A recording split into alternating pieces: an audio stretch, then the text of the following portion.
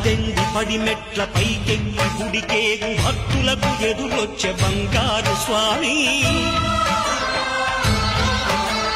ఇరుముడులు స్పృశించి శుభమును దీవించి జన బృందముల చేరే జగమేలు స్వామి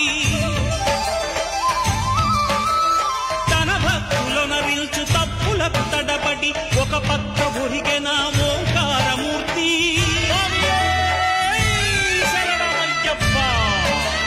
స్వాములందరూ తనకు సాయము కాగా ధీమంతుడై లేచే ఆ కన్య స్వామి